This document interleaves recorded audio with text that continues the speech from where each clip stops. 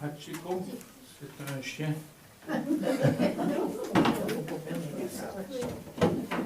Un chien célèbre au Japon pour avoir continué tous les jours à attendre son maître à la gare de Shibuya, près de 10 ans après la mort de ce dernier. Si vous allez à Shibuya, dans la gare, il y a une statue d'un chien. Alors ce chien-là, il s'appelle Hachi. Il paraît que ça veut dire 8 en japonais. Hachiko, diminutif. Je ne connais pas le japonais, j'aimerais beaucoup. Alors son maître allait à l'université de Tokyo enseigner. Ça se passait en 1924-25. Et chaque fois, le chien accompagnait son maître jusqu'à la gare de Shibuya. Un jour, le maître, il est mort à son travail. Il est mort à l'université. Ensuite, le chien, pendant 10 ans, il a continué d'aller chaque jour à la gare, attendre son maître. Et tous les gens qui passaient par là connaissaient Hachiko, ce chien-là. Finalement, au bout de 10 ans, le chien est mort. Et on l'a enterré à côté de son maître. Ensuite, on lui a élevé une statue de bronze en 1934 qui a été fondue à cause de la guerre. On avait besoin des matériaux, mais après la guerre, on a de nouveau fait une autre statue en 2004. Et cette statue se trouve à la gare de Odate, dans la préfecture d'Akita, la ville natale de Hachiko. Fin de l'histoire. Ça veut dire attendez votre maître, soyez attentifs, veillez comme le veilleur qui attend l'aurore, être toujours tourné vers celui qui vient, avoir soif de l'infini, avoir soif de celui qui seul peut me rassasier. C'est le commencement de la vie spirituelle, cette soif qui nous pousse, qui nous tire, qui nous attire vers Dieu. Je parlais hier soir de décrasser le nom de Dieu. Ça vient de Christian Bobin, un écrivain, un poète. Il dit, c'est le travail des mystiques que de décrasser le nom de Dieu de ses dorures, de le frotter jusqu'à lui rendre son éclat primitif. Dieu, il est nouveau chaque matin et il faut le trouver chaque matin. Le chercher et le trouver, mais c'est lui qui nous cherche. Alors je vous donne des devoirs si vous en voulez. C'est libre. Le premier devoir, c'est de chercher à identifier ce qui ne peut pas vous rassasier dans votre vie. Quiconque boira de cette eau aura toujours soif. C'est quoi cette eau pour moi? Quiconque boit de cette eau, dit Jésus à la Samaritaine, aura toujours soif. Quelle est-elle cette eau pour moi? Ça se peut que ce soit d'aller jouer au casino de Montréal. Ça se peut que ce soit l'alcool, ça se peut que ce soit une personne, ça se peut que ce soit observer les oiseaux. Moi, j'observe beaucoup les oiseaux. Il y a des gens qui détruisent des familles à cause de cela, à cause d'une passion, à cause d'un hobby qui prend tout l'argent de la famille et tout le temps d'un des époux. Alors, quelle est cette eau qui ne conduit nulle part, qui ne peut pas me rassasier? Quiconque boit de cette eau. Ça peut être l'activisme. Parfois, on fait beaucoup de choses pour Dieu et on oublie de faire ce que Dieu attend de nous. Alors ça, c'est le premier travail. Quelle est cette eau dans ma vie? Deuxième travail, obligatoire. Là, vous êtes en vacances. La retraite, c'est des vacances avec Dieu, mais quand même, c'est dans l'esprit des exercices spirituels. Les exercices, c'est des exercices. Deuxième exercice, à quoi est-ce que j'identifie ma soif d'infini? Chaque jour, est-ce que j'ai soif d'infini? Puis ça se voit où? comment est-ce que je m'aperçois que j'ai une soif d'infini? Est-ce que j'ai conscience de ma soif d'infini chaque jour?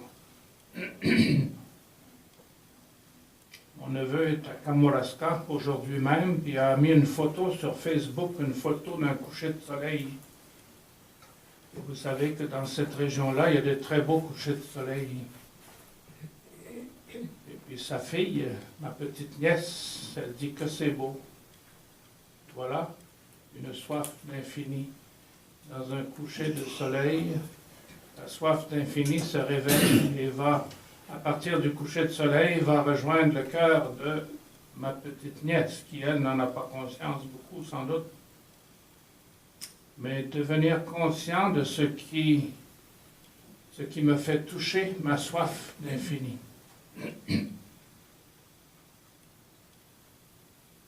Qu'est-ce qui touche mon cœur en profondeur? C'est pas... Enfin, alors vous pouvez réfléchir à ça aujourd'hui, mais je vais vous donner d'autres devoirs aussi chaque jour.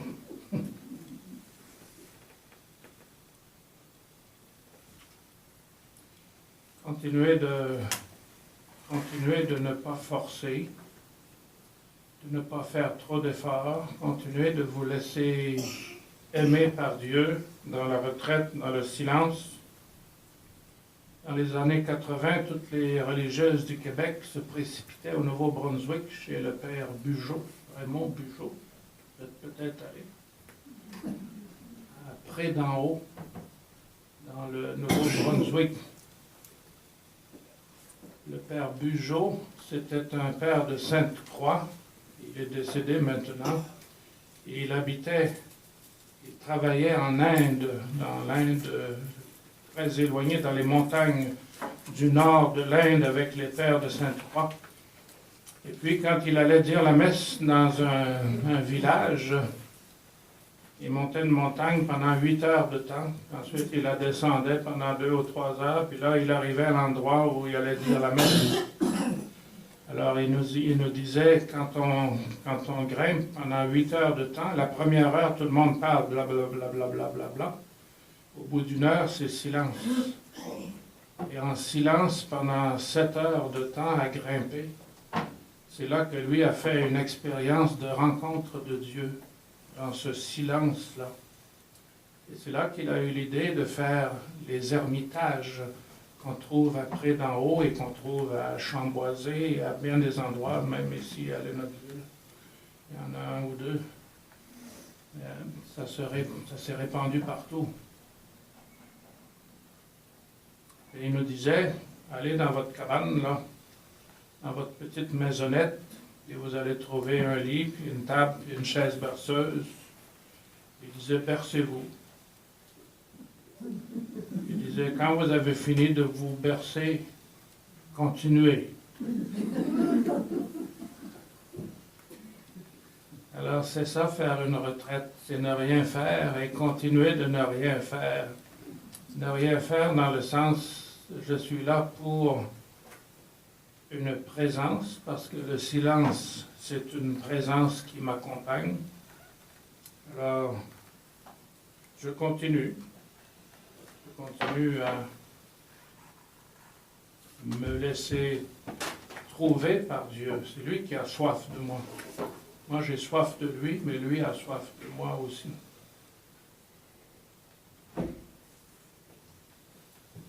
Une très belle phrase de Saint Jean de la Croix. Il dit ceci, Saint Jean de la Croix. Il dit, de nuit nous irons pour trouver la source. Seul nous éclaire la soif. Je vais répéter parce que c'est vraiment très beau. De nuit. Vous savez que Saint Jean de la Croix, il a beaucoup parlé des nuits de l'esprit, des nuits des sens. C'est de nuit nous irons pour trouver la source. C'est de nuit, c'est à travers nos épreuves, à travers des difficultés de toutes sortes que nous avons tous. C'est la vie. De nuit, nous irons pour trouver la source. Seul nous éclaire la soif. C'est de la poésie, ça. La soif n'éclaire pas, mais c'est de la poésie. Seul nous éclaire la soif. La soif nous conduit vers Dieu, la soif nous attire vers Dieu. Celui qui a soif, il se dirige automatiquement vers la source. C'est pour ça que c'est un don de Dieu, le don, je vous ai dit, de demander la grâce de la soif. Alors, pendant toute la retraite, vous demandez cette grâce-là, puis vous en demandez une nouvelle grâce tous les jours. De nuit, nous irons pour trouver la source. Seul nous éclaire la soif. On cherche la source.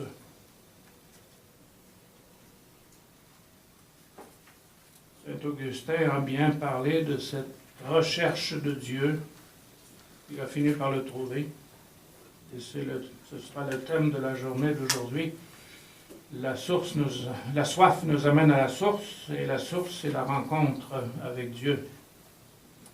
Augustin dit ceci: Seigneur, autant que j'ai pu, autant que tu m'en as donné la force, je t'ai cherché.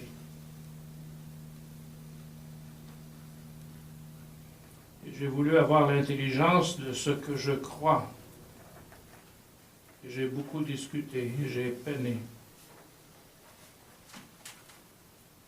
Ne permets pas que je me lasse de te chercher.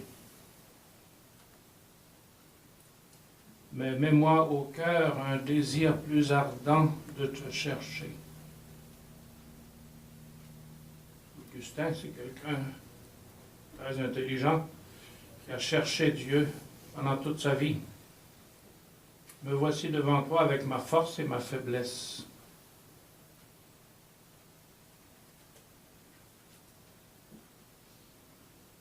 Ne permets pas que je me lasse de te chercher. Alors continuez de chercher. Pendant toute votre vie,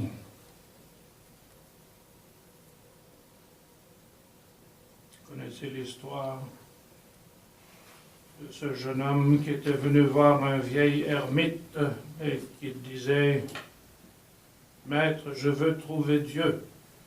Et le maître, il a regardé le jeune homme et il n'a rien dit. Et chaque jour, le jeune homme revenait en disant « Maître, je veux trouver Dieu ». Et le maître ne faisait rien. Et un beau jour, il faisait très chaud,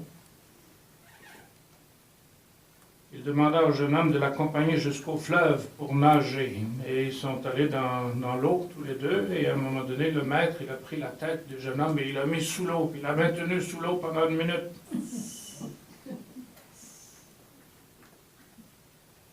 Lorsque le jeune se fut débattu un moment, le maître le lâcha et lui demanda de quoi il avait eu le plus envie quand il était dans l'eau. De l'air, répondit le disciple. Il voulait avoir de l'air. Désires-tu Dieu de la même manière, dit le maître. Si tu le désires ainsi, tu le trouveras instantanément. La soif de Dieu, ce n'est pas une soif intellectuelle, c'est une soif vitale, c'est dans le cœur. Alors, si vous allez nager,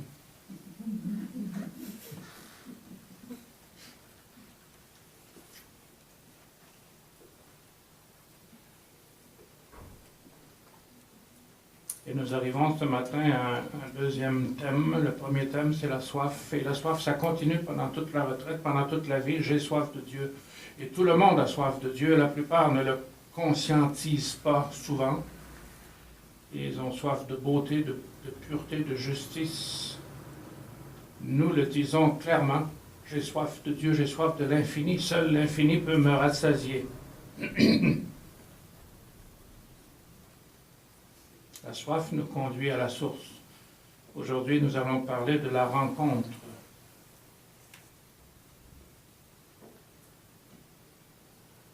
Il y avait un jour 2 poissons dans l'océan. C'est Anthony de Mello qui raconte ça. Il y avait un jeune poisson puis un vieux poisson. Excusez-moi, dit un jeune poisson, de l'océan à un autre. Vous êtes plus vieux que moi et plus expérimenté, et vous pouvez probablement m'aider. Dites-moi, où est-ce que je peux trouver ce qu'on appelle l'océan? J'ai cherché partout et je n'ai rien trouvé. L'océan, dit le vieux poisson, tu nages dedans. Ça, dit le jeune poisson, mais ça n'est rien que de l'eau. Ce que je cherche, c'est l'océan. Repartit le jeune poisson fort déçu qui d'un coup de nageoire se remit en route pour chercher ailleurs. C'est la fin de l'histoire.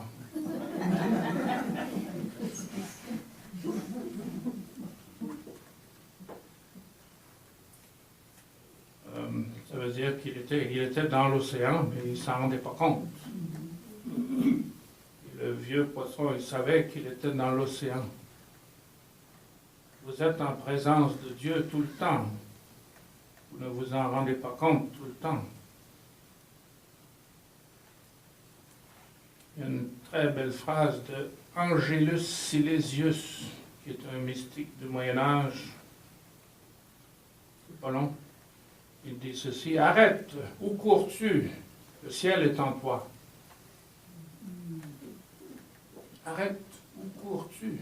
Le ciel est en toi. Pourquoi tu vas jusqu'au bout du monde pour chercher Dieu alors qu'il est en toi? Pourquoi est-ce que tu cours, tu te démènes, tu fais toutes sortes de choses pour chercher Dieu alors qu'il est en toi?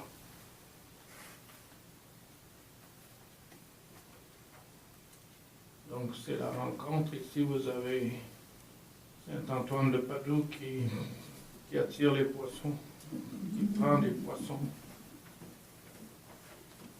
Il prêchait aux poissons, Saint-Antoine de Padoue. Écoutez.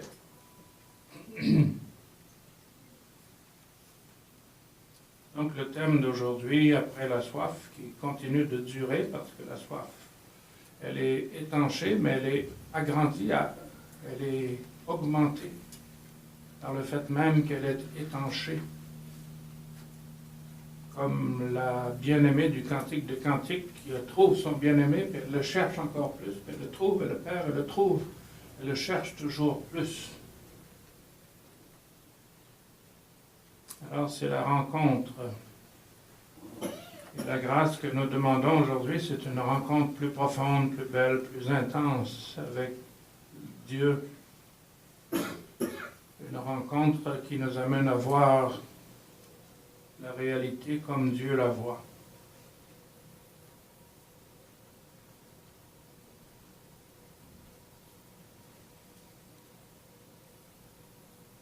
Si vos parents ne s'étaient pas rencontrés, vous ne seriez pas ici. Alors, la rencontre, c'est le fondement de la vie spirituelle, c'est la base, c'est l'essentiel. S'il n'y a pas de rencontre, on ne peut pas construire une alliance, une amitié, s'il n'y a pas de rencontre. Nos parents, quand ils étaient adolescents, ils ont commencé à regarder les filles et les garçons, puis ça c'est la soif de... Parce qu'un être humain, c'est toujours quelqu'un d'incomplet, femme ou homme. Alors je cherche ce qui peut m'apporter une plénitude. Alors les jeunes garçons regardent les filles regardent les garçons, ça c'est la soif. Et puis à un moment donné, il y a une rencontre. Et ils commencent à se connaître. Mais il faut qu'il y ait une rencontre. Alors c'est le thème d'aujourd'hui. J'aimerais vous suggérer pour votre prière un texte que vous connaissez très bien. Mais comme la Samaritaine, vous pouvez prier toute la semaine avec la Samaritaine. Vous pouvez prier toute la semaine avec Isaïe 43. Isaïe 43, versets 1 à 5.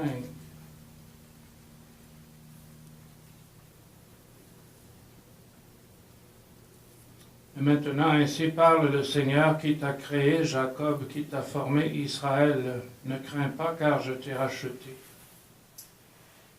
Je t'ai appelé par ton nom, tu es à moi. Je t'ai appelé par ton nom. C'est pour ça que j'ai lu vos noms hier soir. Si tu passes à travers les eaux, je serai avec toi. Passer à travers les eaux, c'est à travers des misères. Vous en avez eu dans votre vie des misères et c'est pas fini. Si tu passes à travers les eaux, je serai avec toi. À travers les fleuves, ils ne te submergeront pas. Si tu marches au milieu du feu, tu ne seras pas brûlé. Et la flamme ne te calcinera plus en plein milieu. Car moi, le Seigneur, je suis ton Dieu, le Saint d'Israël, ton Sauveur. J'ai donné l'Égypte en rançon pour toi, la Nubie et Séva en échange de toi, du fait que tu vaux cher à mes yeux, que tu as du poids et que moi je t'aime. Je donne donc des hommes en échange de toi, des cités en échange de ta personne. Ne crains pas, car je suis avec toi. Depuis le levant, je ferai revenir ta descendance. Depuis le couchant, je te rassemblerai.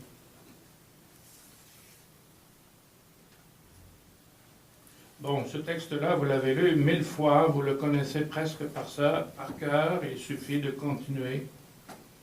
Continuer à le méditer, continuer à le laisser entrer en nous.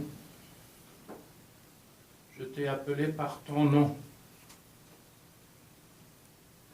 Tu as du prix à mes yeux, tu vaux cher à mes yeux, tu as du poids et moi je t'aime. Il n'y a pas de plus belle parole que ces paroles-là. Et ça vient de Dieu. Mais encore faut-il les entendre, non pas dans nos oreilles, dans notre tête, mais dans le cœur. Et c'est pour cela que ça prend du temps. On nous dit, oui, Dieu t'aime, Dieu t'aime. Oui. Charles de Foucault dit, annoncer l'Évangile, c'est dire à quelqu'un, Dieu t'aime, mais non lui dire de telle façon qu'il le comprenne. Et lui dire de telle façon que non seulement il le comprenne, mais qu'il fasse l'expérience qu'il se sent aimé par ton comportement pour lui. Alors là, on commence à comprendre.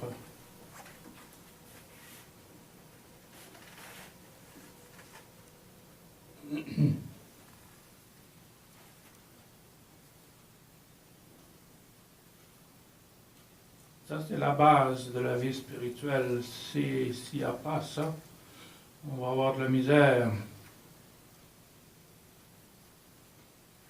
Vous avez peut-être lu le livre « Confession d'un cardinal ». Il y en a qui ont lu ça. De Olivier Legendre, 2007. Un bon livre.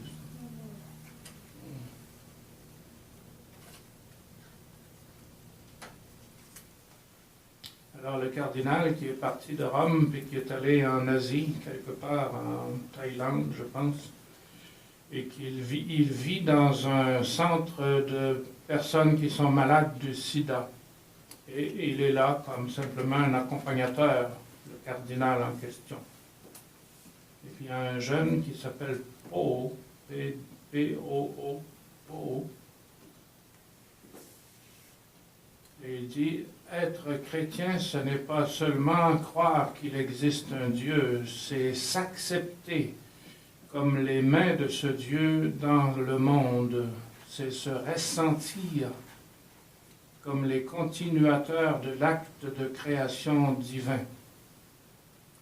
Il dit, quand je suis au chevet de Po, qui est en train de mourir du sida, je lui apporte cette tendresse de Dieu. Je préférerais bien sûr qu'ils connaissent l'origine de ma présence, qu'ils connaissent le Christ, qu'ils connaissent celui au nom de qui je suis à son chevet. Mais cette connaissance de l'ordre de la foi vient en second dans l'ordre des priorités. Ce qui compte pour Po, c'est qu'il ressente cette tendresse. Ce qui compte pour moi, c'est de la lui offrir. Et vous me pardonnerez mon audace, je crois que ce qui compte pour Dieu, c'est que Po reçoive cette tendresse qu'il réserve à chacun de ses enfants.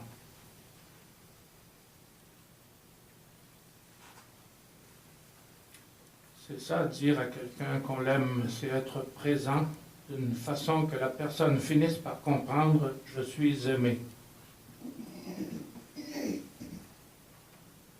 Vous vous rappelez, en 1962, vous étiez jeune, le pape Jean XXIII, il a été le premier à quitter le Vatican.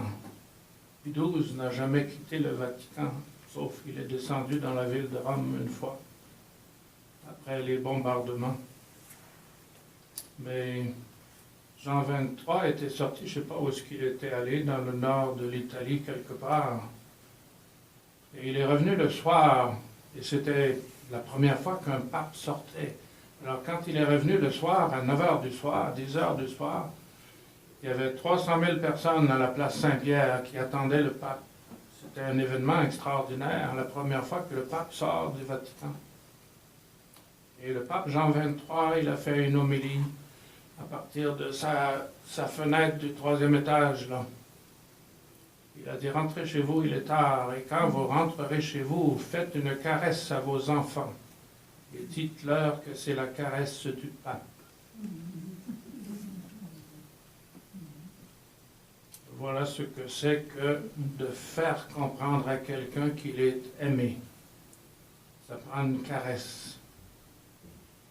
Alors, comme devoir aujourd'hui, je vous demande de faire l'inventaire des caresses que vous avez reçues dans votre vie. C'est très important. Comment voulez-vous que quelqu'un croie en Dieu s'il n'a pas eu l'occasion de ressentir quelque chose de lui? Ressentir, pas seulement entendre, comprendre, mais ressentir. Un saint est avant tout un humain qui a fait de sa vie l'incarnation de la tendresse de Dieu pour les personnes qu'il a côtoyées. C'est ça, être saint, c'est faire de sa vie l'incarnation de la tendresse de Dieu pour les personnes qu'il a côtoyées. Ce qui fait de vous des saintes, ce sont les personnes que vous avez aimées, à qui vous avez fait comprendre « j'ai du prix aux yeux du Seigneur, j'ai du prix aux yeux de Dieu ».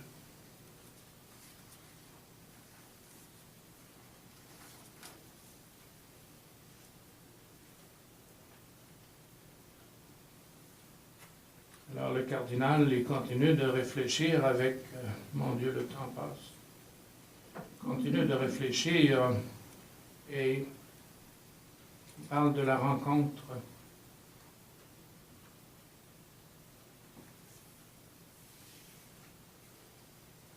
Il dit, il n'y a pas de foi sans rencontre, vous comprenez? Il n'y a pas la foi à cause d'un système philosophique ou spirituel. Il y a la foi parce qu'un jour, chacun à sa façon découvre en lui quelque chose, devrais-je dire quelqu'un, qui semble y avoir toujours été, bien qu'ignoré. Chaque croyant à sa façon fait cette découverte. Pour chacun, l'histoire est différente. Tous, néanmoins, sont capables de dire qu'il s'est passé en eux à ce moment. Sont capables de dire ce qui s'est passé en eux à ce moment. Alors voilà ce que c'est que la rencontre dont il est question. Le curé de Nazareth, Émile Choufani, il était curé il y a un bout de temps, mais c'est un homme très connu, Émile Choufani. Il dit ceci, Dieu dresse sa tente en tout homme, même dans les cœurs les plus blessés et les plus défigurés par la souffrance et la haine. Dieu dresse sa tente en tout homme. Chaque homme, quel qu'il soit, est à lui seul une terre sainte. La terre sainte, ce n'est pas Israël, c'est vous. Marcher vers la paix, c'est tenter de rejoindre la part divine d'éternité qui habite en chacun. C'est cela, suivre le Christ. Marcher vers la paix, c'est tenter de rejoindre la part divine d'éternité qui habite en chacun. Il y a en chacun de nous un trésor dans des vases d'argile. Et plus on vieillit, plus les vases d'argile semblent vouloir prendre la place. Alors il faut garder les yeux sur cette perle, sur ce trésor, à mesure qu'on vieillit, qu'on devient moins belle extérieurement. Parce qu'à partir de 40 ans, la beauté se réfugie dans le cœur.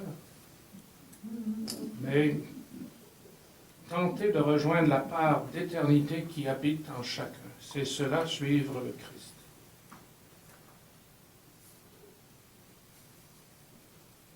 Et Jean Vanier dit ceci, une rencontre,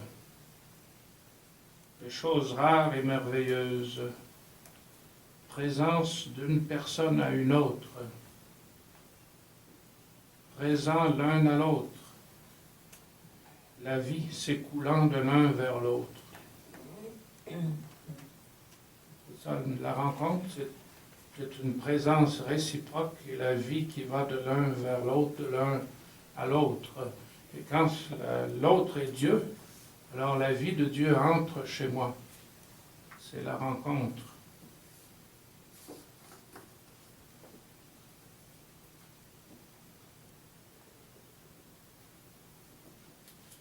Vous avez parlé d'Isaïe 43, ça suffit pour la méditation d'aujourd'hui, mais il y a tout plein d'autres textes si vous en voulez. Il y a la rencontre d'Élie dans le premier livre des rois, au chapitre 19. Élie dans la brise légère, si vous préférez ce texte-là. Moïse au buisson ardent, Exode 3. Mais ça suffit, je ne veux pas en donner trop, mais il y en a tout plein. Moïse et le buisson ardent, c'est une rencontre de Dieu, sans laquelle il n'y a pas de Moïse.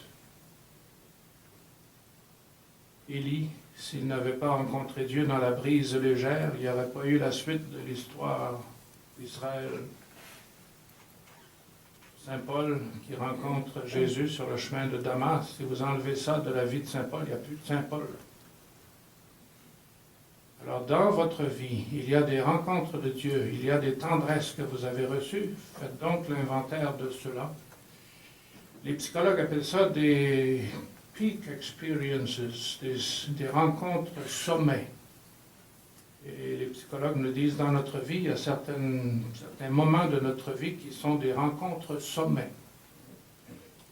Nous, on appelle ça des rencontres de Dieu, on appelle ça des visions, des extases, des consolations dans la prière.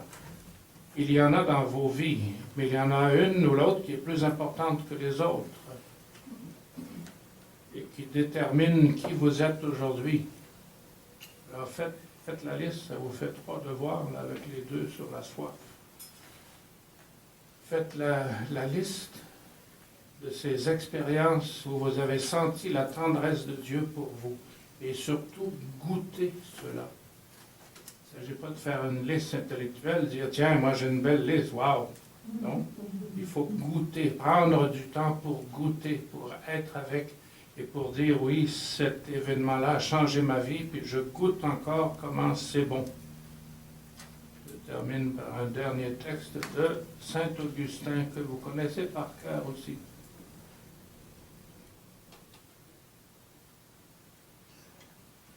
Saint Augustin qui cherchait Dieu, tard je t'ai aimé, aux beautés si anciennes et si nouvelles. Tard je t'ai aimé. Mais quoi, tu étais au-dedans de moi et moi j'étais en dehors de moi-même. Et c'est au dehors que je te cherchais.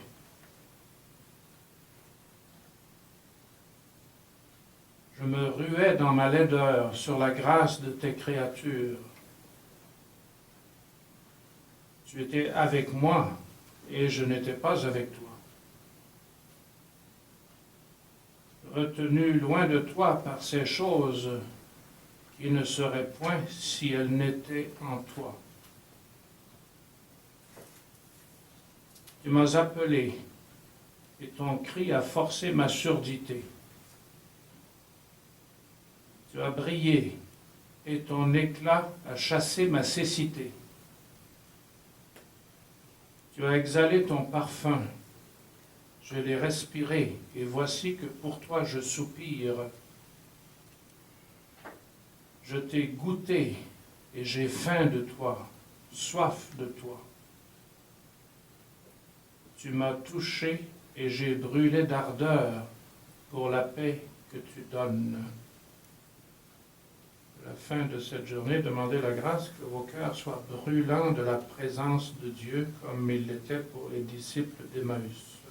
Et je vous souhaite une bonne journée.